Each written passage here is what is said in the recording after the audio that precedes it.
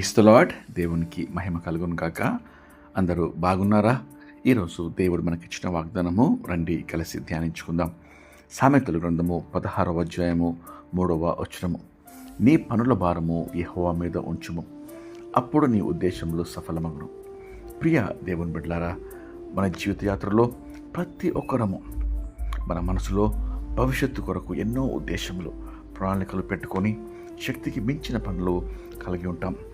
ఏ పని ముందు చేయాలో, ఏ పని తర్వాత చేయాలో, ఆ పనికి ఎవరిని సంప్రదించాలో దిక్కుతోచక ఏ నిర్ణయము తీసుకోలేక తికమక పడుతూ ఉంటాం. నిజమేనా? అవునా? ఎన్నోసార్లు మనం ఈ అనుభవంను ఎదుర్కొన్నాం.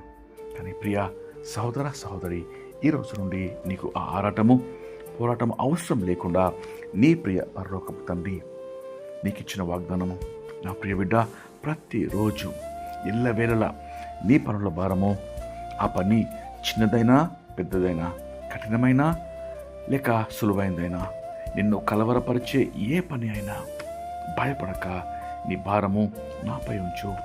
అప్పుడు నీకు విశ్రాంతి, నెమ్మది, సఫలము అనుగ్రహిస్తాను అని నీ దేవుడు వాగ్దానం చేస్తున్నాడు. ఇక నీవు కలవరపడకుండా ఆ కరుణామయుని పాదాల చెంత చేరి ప్రార్థించు.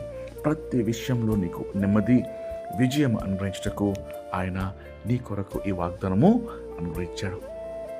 దేవుని బిడ్డ, రండి కలిసి ప్రార్థన చేసుకొని ఈ వాగ్దానము పొందుకుందాం. ప్రార్థన. మహాపరిశుద్ధమైన మా ప్రియమైన పరలోకపు తండ్రి, మీరు ఇచ్చిన శ్రేష్టమైన వాగ్దానంకై మీకు ఎంత స్తోత్రం చెల్లిస్తున్నామయ్యా.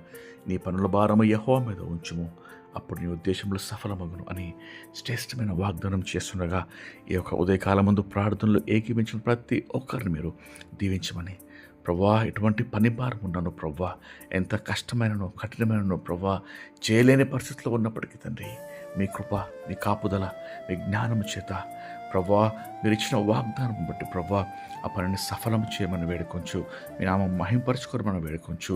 నీ బిడ్డలకు ప్రవ్వా నీ కృప నడిపింపు దయచేసి గొప్ప విజయవంతమైన జీవితంతో మీకు సాక్షులుగా జీవించటకు సహాయము దయచేయమని యేసుక్రీస్తు నామంలో వేడుకొంచు ప్రార్థిస్తున్నాం తండ్రి. ఆమేన్.